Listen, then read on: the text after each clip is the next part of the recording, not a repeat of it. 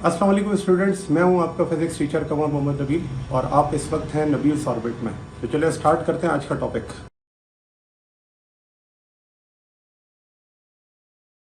को ही हम यहाँ पर इंडक्टर की एक एप्लीकेशन पढ़ेंगे जिसे हम कहते हैं चोक कॉइल।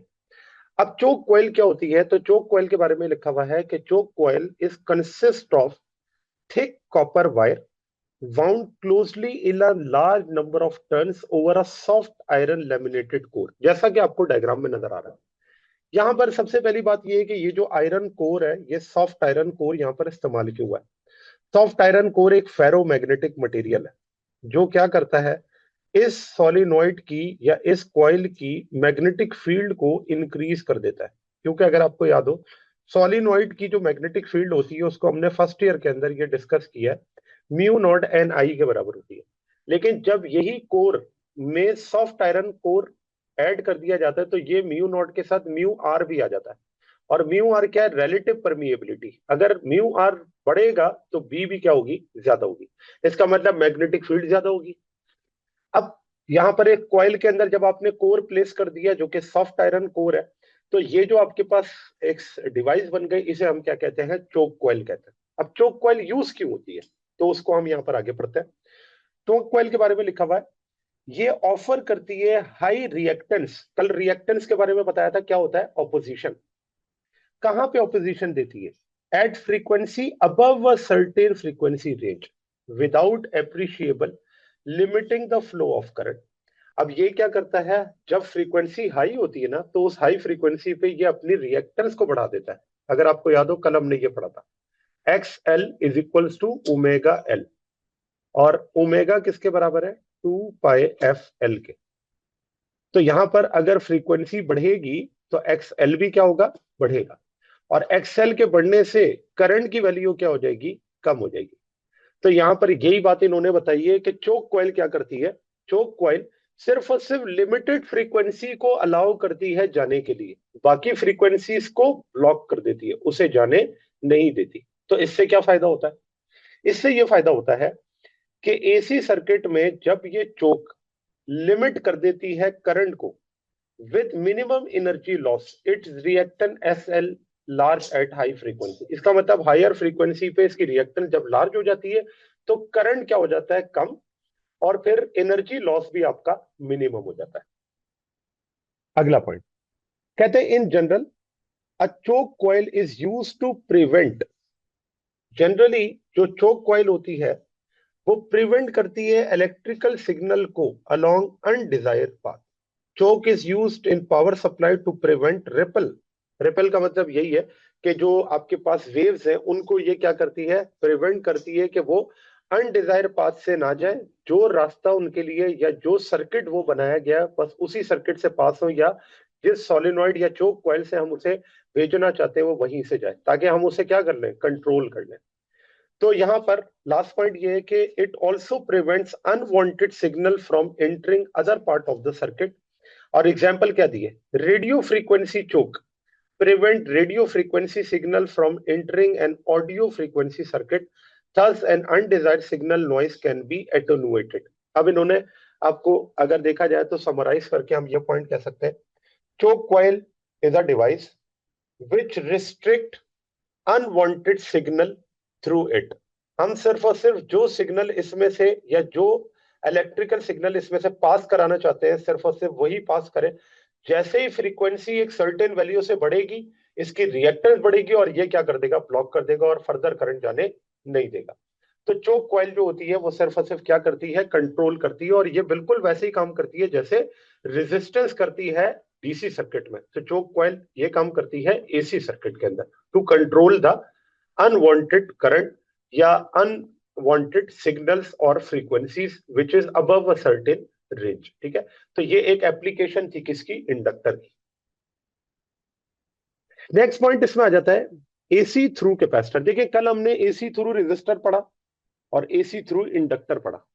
आज हमने पढ़ना है एसी थ्रू कैपेसिटर, यानी कैपेसिटर पर जब ऑल्टरनेटिंग करंट अप्लाई किया जाता है तो उसमें ऑल्टरनेटिंग करंट का क्या बिहेवियर होता है कैपेसिटर पे, ये आज हमने क्या करना है? डिस्कस। तो देखिए, इसके लिए सर्किट डायग्राम को पहले देख लें। सर्किट डायग्राम में हमने क्या किया है कि एक एसी सोर्स यूज कर लिया। तो एसी सोर्स क्या करेगी, वोल्टेज अप्लाई करेगी, एसी सोर्स है एसी की, और ये क्या करेगी, ऑल्टरनेटिंग वोल्टेज अप्लाई करेगी कैपेसिटर पर।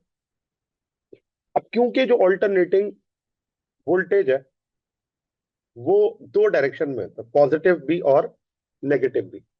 तो जब पहला पॉजिटिव हाफ साइकिल होगा, तो पॉजिटिव हाफ साइकिल इस तरह से है कि अगर ये पॉजिटिव है और ये नेगेटिव है, तो आप जानते हैं कि एक पॉजिटिव क्या करता है, यहां से नेगेटिव चार्जेस को निकालेगा, और वो नेगेटिव चार्जेस मूव कर कर जब आएंगे सर्किट के अंदर, तो आप देखिए सर्किट के अंदर चार्जेस फ्लो कर रहे हैं।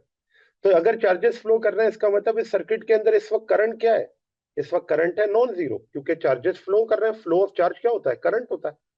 इसका मतलब ये हुआ कि जब सर्किट डायग्राम के अंदर आपको यहाँ पे करंट नजर आ रहा है, इस वक्त ये कैपेसिटर चार्ज नहीं हुआ है, कैपेसिटर चार्ज नहीं हुआ, इसका वोल्टेज क्या है, जीरो है। और इस वक्त करंट क्या है, नॉन जीरो, करंट की वैल्यू मैक्सिमम है, क्योंकि चार्ज पॉजिटिव की वजह से निकलकर आ रहा है और उसकी डायरेक्शन आपको नजर आ रही है कि डायरेक्शन ऑफ करंट क्या है। ठीक है ना, ये पहले हाफ साइकिल में। तो अब जरा देखें इसी चीज को फेजर डायग्राम में। ये जो रेड कलर की आपको वेव नजर आ रही है, ये रेड कलर की वेव क्या रिप्रेजेंट कर रही है, ये है करंट। रेड कलर की वेव क्या शो कर रही है, करंट को। और ये जो ब्लू कलर की वेव है ये क्या शो कर रही है, वोल्टेज को। तो क्या आपको नजर आता है कि वोल्टेज स्टार्ट हो रहा है जीरो से, लेकिन करंट कहां से स्टार्ट हो रहा है, मैक्सिमम से। तो इसका मतलब जब सर्किट के ऑन किया जाएगा, सर्किट में सबसे पहली जो चीज आएगी वो कौन होगा, करंट। लेकिन उस वक्त वोल्टेज नहीं होगा, क्योंकि कैपेसिटर चार्ज ही नहीं हुआ। जब चार्ज मूव करके जाएंगे तभी तो वोल्टेज बढ़ेगा ना। अच्छा, तो उसके बाद क्या होगा, जब ये वोल्टेज मैक्सिमम हो जाएगा, वोल्टेज मैक्सिमम का मतलब अब कैपेसिटर हाफ साइकिल में चार्ज हो चुका है, उस वक्त करंट की वैल्यू क्या हो गई, करंट की वैल्यू हो गई जीरो। क्यों, क्योंकि अब सर्किट के अंदर कोई करंट मौजूद नहीं है। अब क्या होगा, अब आ जाएगा नेगेटिव हाफ साइकिल। और नेगेटिव हाफ साइकिल के अंदर ये जो आपके साइन है पॉजिटिव और नेगेटिव के, ये क्या हो जाएंगे, चेंज। अब यहां आ जाएगा नेगेटिव, सॉरी यहां आ जाएगा पॉजिटिव, यहां आ जाएगा नेगेटिव। अब अगर ये पॉजिटिव नेगेटिव चेंज होगा, इसका मतलब जो फ्लो है अब चार्ज का, वो वापस कहां जाएगा, जहां से आया था।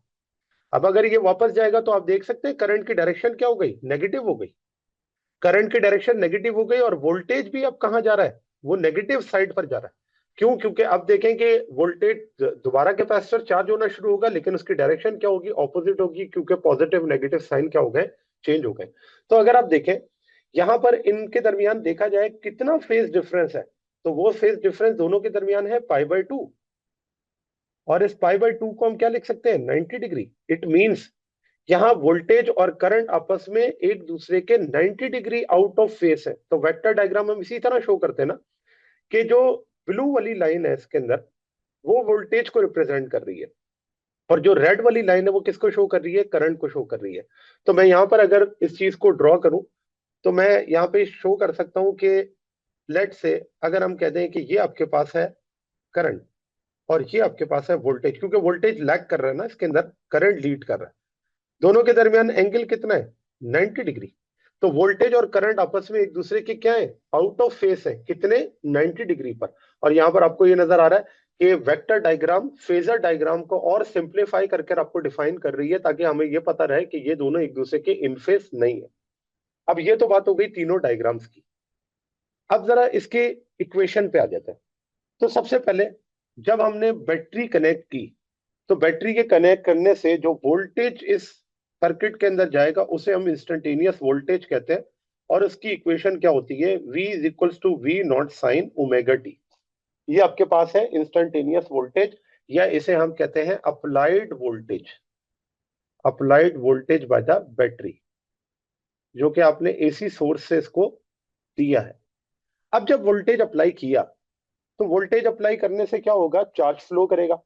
तो जो चार्ज फ्लो करेगा उसको मैं यहां पर क्या लिख सकता हूं, तो मैं लिखूंगा at any instant, at any instant जो भी चार्ज इस सर्किट के अंदर है, उसे हम किस तरह से लिख सकते हैं, at any instant on capacitor.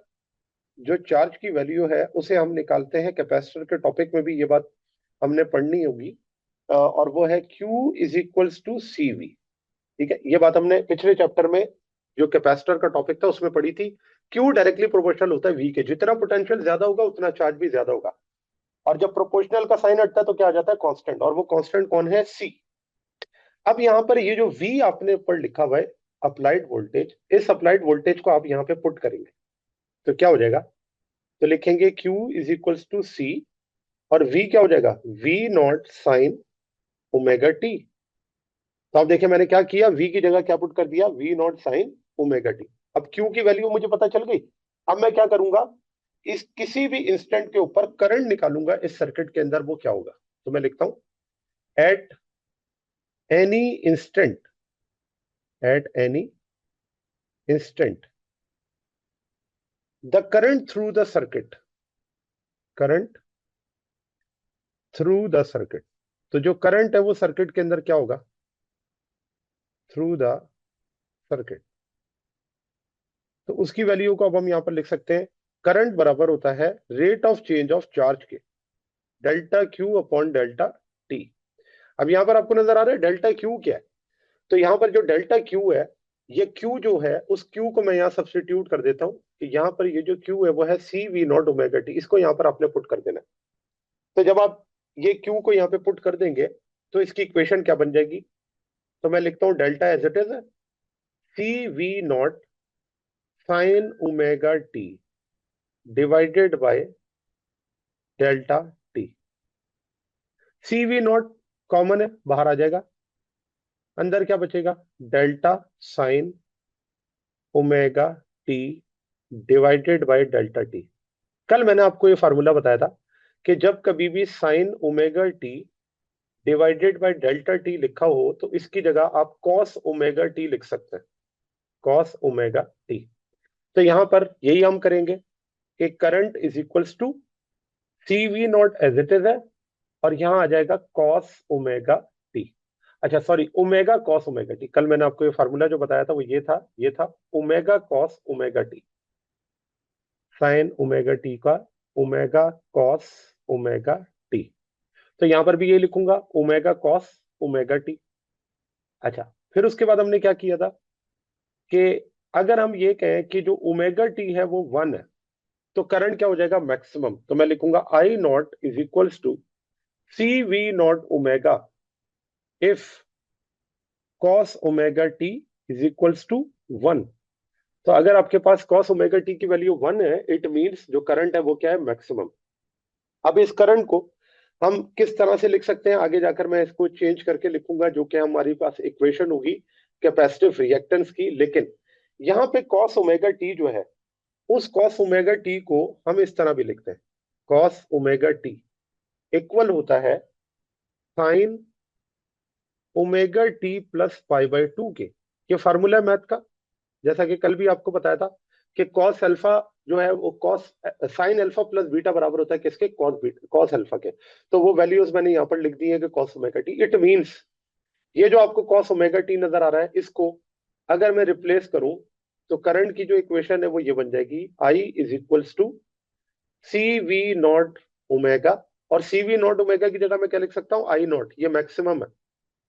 C V not की जगह मैं क्या लिख सकता हूँ, आई नॉट, और कॉस ओमेगा टी की जगह क्या आ जाएगा, sign omega T plus pi by 2। अब ये आपको इक्वेशन क्या रिप्रेजेंट कर रही है, अब देखिए ये इक्वेशन आपको ये रिप्रेजेंट कर रही है कि इस केस के अंदर जो करंट है वो वोल्टेज से लीड कर रहा है कितने एंगल के साथ, 90 डिग्री के साथ। तो हम यहां पर लिख सकते हैं कि above equation shows that current is leading, current is leading voltage by pi by 2 और 90 डिग्री। ठीक है, ये आपको ये रिप्रेजेंट कर रहा है करंट लीड कर रहा है वोल्टेज से कितना, पाई बाय 2 या 90 डिग्री। या फिर ये बात ये भी तो लिखी जा सकती है कि voltage is lagging, voltage is lagging current by pi by 2 और 90 डिग्री। क्योंकि जो हमारा कैपेसिटर होता है उसके अंदर करंट लीड करता है, इंडक्टर के अंदर वोल्टेज लीड करता है, जबकि रेजिस्टर के अंदर दोनों चीजें क्या होती हैं, इन फेस होती है। तो अब आप यहाँ पर देख लें कि हमने जो ये इक्वेशन लिखी, इस इक्वेशन के अंदर आपको ये पता चल रहा है कि जो बात हम पढ़कर आए थे ग्राफिकली, वो बात हमने मैथमेटिकली भी प्रूव कर दी कि ये बात हम ये पढ़कर आए थे ना, करंट और वोल्टेज एक दूसरे के 90 डिग्री आउट ऑफ फेस होते हैं। ये बात हमने इक्वेशन के अंदर भी प्रूव कर दी कि करंट इज लीडिंग। एक फार्मूला है, तो मैं यहां पर इसको ना प्रूफ करके बताता हूं। ये फार्मूला है साइन अल्फा प्लस बीटा बराबर होता है sine alpha cos beta cos alpha sign beta. ये फार्मूला होता है मैथ का। अब यहां पर अगर हम अपने केस में इसको पुट करें तो अल्फा की जगह क्या है ओमेगा टी, बीटा की जगह क्या है पाई/2।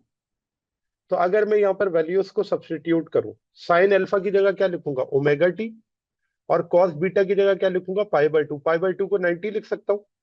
इसी तरह कॉस अल्फा को क्या लिखूंगा कॉस ओमेगा टी, और साइन बीटा को क्या लिख सकता हूं साइन 90। अब आप जानते हैं कि जो कॉस 90 है वो किसके बराबर होता है 0 के, एंड जो साइन 90 है वो किसके बराबर होता है 1 के। तो अगर मैं यहां पर सब्स्टिट्यूशन कर दूं कि कॉस 90 की जगह क्या पुट कर दूं 0, और साइन 90 की जगह क्या पुट कर दूं 1, तो देखिए क्या आंसर बचेगा। तो यही आंसर आ जाएगा साइन ओमेगा टी प्लस पाई/2 किसके इक्वल हो जाएगा 0 प्लस कॉस ओमेगा टी के। ठीक है, तो ये जो साइन ओमेगा टी प्लस पाई/2 है, ये मैथमेटिक्स में किसके इक्वल होता है, ये इक्वल होता है कॉस ओमेगा टी के। इसका मतलब हमारी इक्वेशन में जो कॉस ओमेगा टी लिखा हुआ है ना, उसकी जगह मैं क्या लिख सकता हूँ साइन ओमेगा टी प्लस पाई/2। तो यही मैंने यहाँ पर क्या किया है रिप्लेस किया है कि कॉस ओमेगा टी की जगह क्या लिख दिया है साइन ओमेगा टी प्लस पाई/2। ठीक है, बात समझ आ गई है। Yes sir. अच्छा जी, अब जरा देखें, अब आते हैं हम नेक्स्ट पॉइंट पर, और वो है कैपेसिटिव रिएक्टेंस। देखिए कल मैंने आपको रिएक्टेंस के बारे में बताया था। रिएक्टेंस क्या होती है, ये ऑपोजिशन है ऑफर्ड बाय इंडक्टर और कैपेसिटर।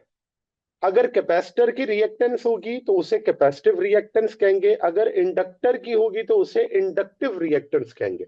ये ऑपोजिशन है कैपेसिटर की to the flow of AC, इसे हम कहते हैं कैपेसिटिव रिएक्टेंस। तो यहां सबसे पहले तो मैं इसकी स्टेटमेंट लिख देता हूं कि the opposition offered by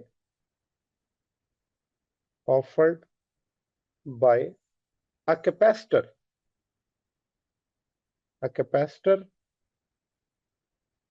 to the flow of AC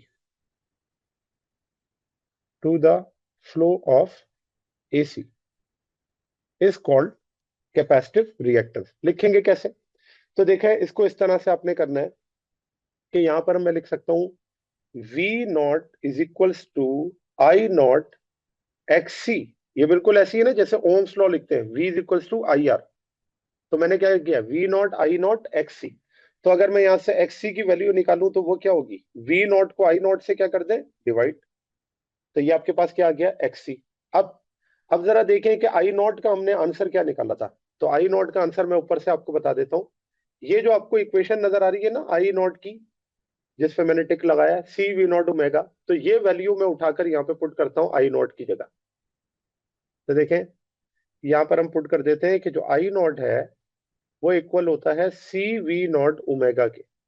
तो जब यहाँ पर I0 की जगह CV0 ओमेगा पुट करेंगे तो ये इक्वेशन आ जाएगी XC is equals to V0 divided by CV0 omega.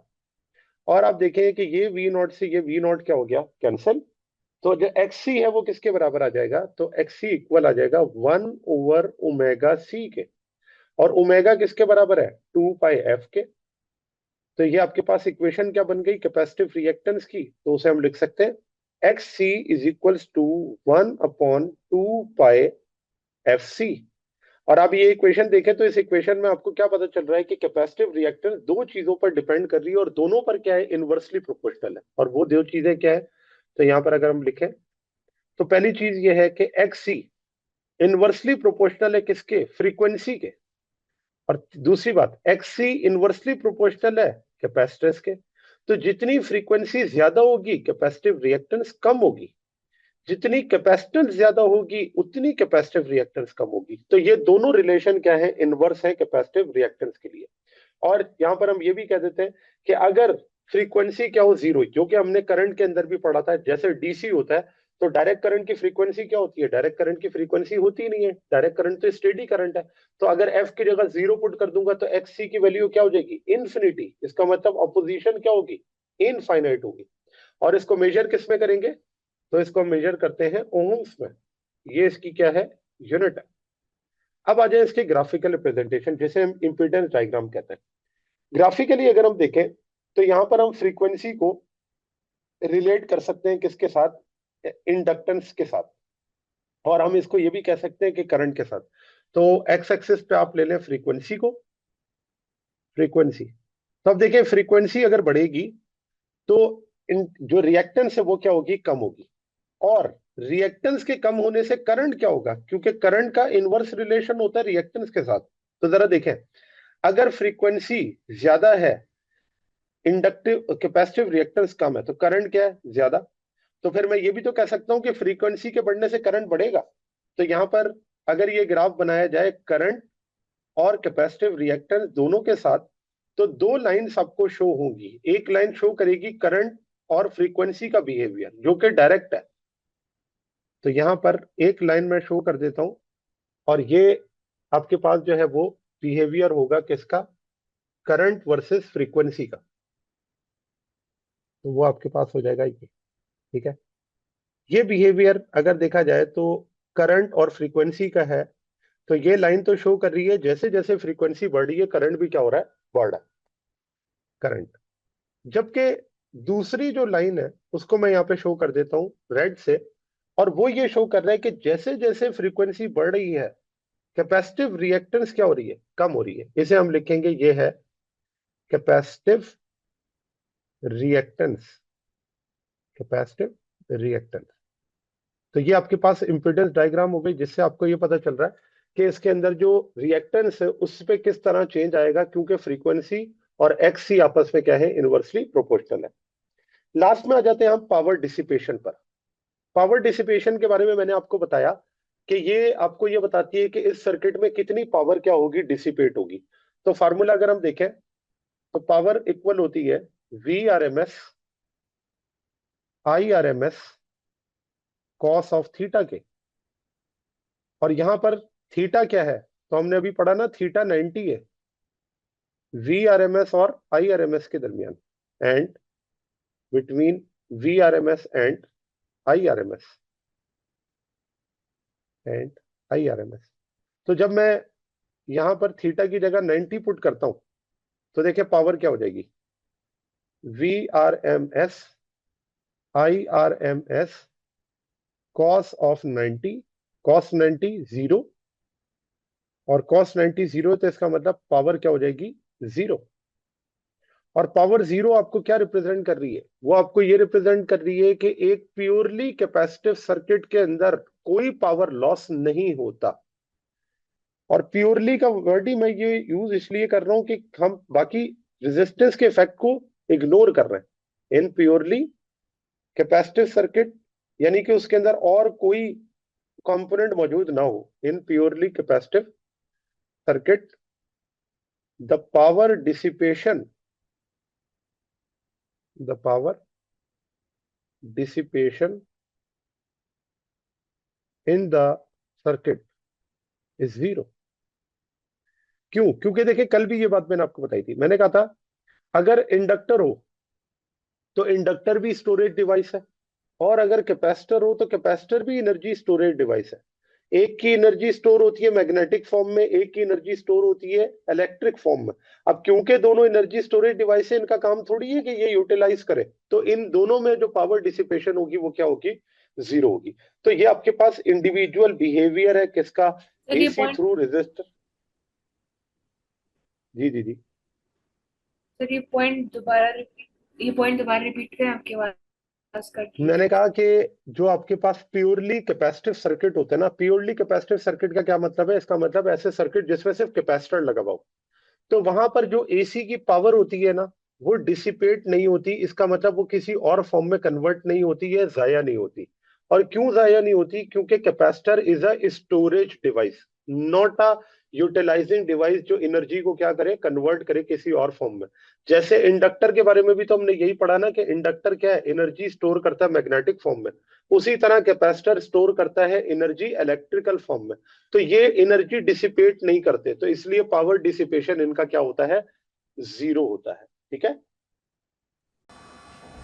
Ji students, तो ये था आज का हमारा टॉपिक। उम्मीद है आपको ये टॉपिक समझ आया होगा। अगर आप नबील्स ऑर्बिट में रहना चाहते हैं तो सब्सक्राइब करें और नई आने वाली वीडियोस के लिए बेल आइकन प्रेस करें। Thank you very much. अल्लाह हाफिज़।